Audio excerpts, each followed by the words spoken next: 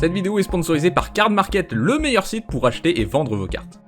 Dans cette vidéo, pas des cartes sous-cotées, juste des bonnes cartes que vous avez pu louper si vous suivez pas attentivement toutes les sorties. C'est des cartes que je trouve importantes à avoir dans une collection et vous pouvez sûrement en rajouter une ou plusieurs dans un de vos decks. Loran de la 3ème voie Masterclass, cette carte, c'est une 2-1 pour 3. Quand elle arrive, vous détruisez une cible artefact ou enchantement et vous pouvez l'engager pour que vous et un adversaire piochent une carte. Donc en gros, c'est un sage du reboisement en mieux, puisque c'est une 2-1 vigilance cette fois, et en plus vous pouvez piocher des cartes en faisant piocher un adversaire.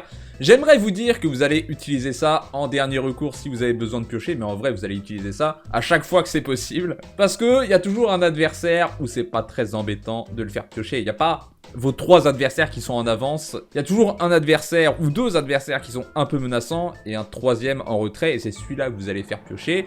Vous pouvez vous servir de cette pioche pour faire des deals. C'est une carte extrêmement pratique, Loran. Il n'y a même pas besoin de cet effet de pioche pour que ce soit une bonne carte, mais ça le transforme de bonne carte à excellente carte. Si vous aimez les decks monocolores, vous aimerez probablement le Sceptre de Gloire Éternelle. C'est un artefact qui coûte 4 mana, qui s'engage pour 1 mana, donc ça c'est nul, mais si vous avez au moins 3 terrains du même nom, il s'engage pour 3 mana d'une seule couleur, ce qui en fait une Dynamotran colorée, donc c'est vraiment spécifiquement pour les decks monocolores, parce que même si vous jouez un deck bicolore avec que des terrains de base, ça va prendre beaucoup plus de temps d'avoir 3 terrains du même nom. Il me semble que j'ai sélectionné 2 cartes de chaque couleur. Alors une carte noire, le Maraudeur Maudit. Quand il arrive sur champ de bataille, chaque joueur sacrifie une créature non jeton, et il coûte 2 mana, donc c'est vraiment un très très bon effet pour 2 mana. L'effet n'existait pas avant, sauf pour 4 mana. Je parle de sacrifier une créature non jeton, hein. Il y a beaucoup de cartes qui faisaient sacrifier une créature à chaque joueur, mais on pouvait sacrifier un jeton. Là, vraiment, en fait, t'es forcément saoulé de devoir sacrifier une créature non jeton. C'est toujours embêtant pour tous les joueurs. Donc vous pouvez jouer le Maraudeur Maudit dans n'importe quel deck. Si vous avez une synergie sacrifice, il est encore meilleur. Mais en fait, vous pouvez juste voir ça comme un rituel. Pour 2, chaque adversaire sacrifie une créature non jeton, puisque vous allez sacrifier le Maraudeur Maudit. Et je vous le répète, cet effet-là pour 2 mana, c'est incomparable. Le Voleur de Concession, qui est une 3-3 vigilance pour 3, c'est quand même sympa comme stat. Quand il arrive sur le champ de bataille, si un adversaire contrôle plus de terrain de vous, vous cherchez une plaine, vous la mettez sur le champ de bataille. Et s'il y a encore un adversaire qui contrôle plus de terrain que vous allez chercher une autre plaine que vous mettez sur le champ de bataille. Donc ça c'est excellent pour rattraper un deck vert qui rampe. Ne jouez jamais cette carte dans un deck vert parce que vous allez souvent ramper avec des terrains. Mais pouvoir avoir une 3-3 qui te fait chercher 2 terrains et qui les met sur le champ de bataille pour 3 mana, même vert fait pas ça, hein, même la couleur verte ne peut pas. A noter que c'est pas une carte de plaine de base, donc vous pouvez aller chercher vos triomphes, vos surveillands, tout ce que vous voulez avec ça peut fixer votre mana du coup. Donc ouais, très très très bonne carte Voleur de Concession. Boule de feu à retardement, c'est une carte un peu plus spécifique, mais j'avais quand même envie d'en parler. Pour 3, ça met 2 blessures à chaque adversaire et à chaque créature qui contrôle. Mais si vous l'avez lancé depuis l'exil, alors c'est 5 blessures à chaque adversaire et chaque créature qui contrôle. Vous pouvez vous-même exiler la carte et la lancer pour 6, ce qui fait beaucoup de mana. Mais si par exemple vous faites une cascade dessus, que vous jouez un deck lancé depuis l'exil, que vous pouvez exiler une carte de votre cimetière pour la lancer, enfin, il y a beaucoup de manières de jouer des cartes depuis l'exil. Et pouvoir mettre 5 blessures à toutes les créatures que vous contrôlez pas, et à chaque adversaire pour 3 mana, c'est quand même hyper fort. On pourrait même dire que pour 6 mana, c'est pas trop mal comme effet, mais ça va quand même être utilisé dans un deck qui joue depuis l'exil. En vert, la spéléologie, c'est un enchantement pour 3 mana. Quand ça arrive sur le champ de bataille, vous piochez une carte et vous mettez sur le champ de bataille une carte de terrain de votre main, donc ça c'est l'effet de explorer. Et les terrains que vous contrôlez arrivent sur le champ de bataille dégagé. Ça c'est un effet qu'on voit pas souvent et qui est vraiment très pratique. Alors si vous avez des terrains, si vous jouez dans votre deck des terrains comme les triomphes qui arrivent engagés, les surveillantes, j'ai déjà parlé de cela. Si vous avez une mana base un peu budget, ou vous avez d'autres terrains qui arrivent engagés, ça va être très pratique. Aussi, quand vous rampez, souvent vous allez faire arriver des terrains sur le champ de bataille engagés avec vos sorts de rampe, et ça va les faire arriver dégagés. Donc c'est un effet qui est très puissant, on s'en rend pas forcément compte quand on lit la carte, mais il faut jouer avec, et on se rend compte que ça change un peu la vie.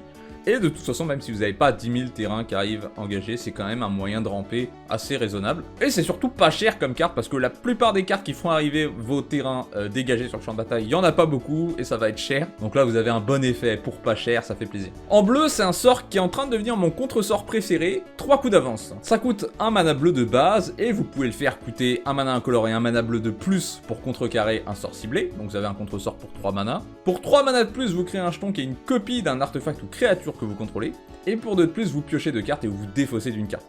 Les 3 effets de cette carte sont hyper pratiques. Contrecarrer un sort, j'ai pas besoin de vous expliquer. Piocher 2 cartes, défaussez-vous d'une carte, ça fait que c'est un contre-sort qui se remplace. Vous allez avoir autant de cartes en main après avoir lancé le contre qu'avant, et en plus vous pouvez vous défausser pour remplir votre cimetière, etc.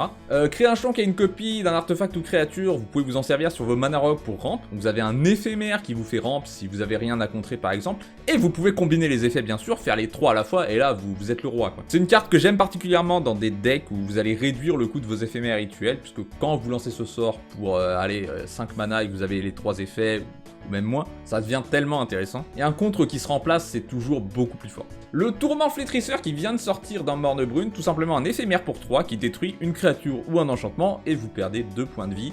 Comme vous le savez, la couleur noire a énormément de mal à gérer les enchantements, c'est aussi le cas pour les couleurs bleues et rouges. C'est des couleurs qui gèrent pas trop les enchantements, donc si vous jouez un deck aux couleurs Grixis, ça pourrait vous intéresser. C'est déjà pour ça qu'on joue Feed the Swarm, qui est une carte pas folle si on oublie le fait qu'elle détruit les enchantements. Là, avec Tourment Flétrisseur, ça coûte 1 mana de plus, mais c'est un éphémère, donc c'est mieux.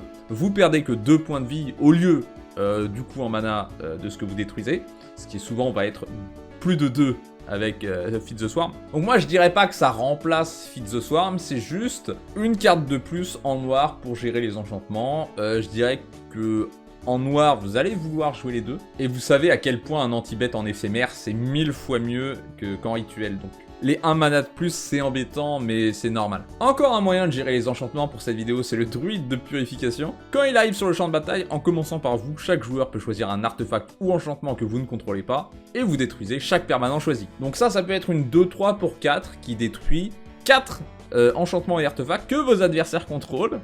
Donc ça c'est dans le meilleur des cas. Ça va quand même arriver souvent que vous détruisiez 3 ou 4 permanents avec ça, puisque une fois que vous avez choisi de détruire le permanent de quelqu'un, lui il va dire ah bah moi j'ai perdu quelque chose, donc toi je vais te détruire un truc. Et voilà, ça fait un effet boule de neige. Vu que c'est vous qui choisissez en premier, vous pouvez décider de détruire quelque chose de pas trop menaçant. Comme ça, les autres joueurs sont un peu obligés de détruire le truc le plus menaçant eux-mêmes. Voilà, c'est un peu politique comme carte, mais l'effet est très très fort pour seulement 4 mana. Et en plus, vous avez une petite créature qui reste sur le champ de bataille après pour bloquer. Si la carte vous intéresse, notez que sa version la moins chère, c'est la Full Art sortie dans un Secret Lair. Bon. Et enfin, la dernière carte de cette vidéo, c'est l'Inscription Ardente. Un enchantement, quand il arrive sur le champ de bataille, l'anneau voûtante. On s'en fout un peu, mais ça existe. Et quand vous lancez un sort d'éphémère rituel, 2 blessures à chaque adversaire. Ça, c'est plutôt rare comme effet. On a le Gobelin des rues qui fait ça, mais c'est une créature qu'on peut gérer facilement. Et comme on a vu, les enchantements, c'est... Je pense que c'est un des permanents les plus durs à gérer. Donc dans un deck éphémère rituel, ça va être beaucoup mieux d'avoir 7 enchantements plutôt qu'une créature. Ceci dit, vous allez souvent jouer les deux, parce qu'il n'y a pas 10 000 effets qui permettent d'infliger des blessures chaque fois que vous lancez un éphémère rituel. Enfin, il n'y a pas beaucoup d'effets, qu'en mettre 2 des blessures. Et l'anneau voûtante, ça peut vous permettre de rendre une créature imbloquable. L'effet est là, c'est sympa. On dit pas non à un effet supplémentaire, mais le principal intérêt de la carte, c'est le deuxième effet. Voilà, c'est tout pour cette vidéo. J'aurais aimé vous donner des cartes multicolores, mais j'ai pas vraiment trouvé de cartes multicolores qui auraient mérité d'être dans cette vidéo. Si vous en avez, n'hésitez pas. En tout cas, merci aux membres qui soutiennent la chaîne. Je vous adore. Je vous rappelle qu'un nouveau Discord a ouvert si vous voulez venir parler de Magic, si vous voulez venir faire des parties. N'hésitez pas, le lien est dans la description. Abonnez-vous, c'est obligatoire. Et à bientôt.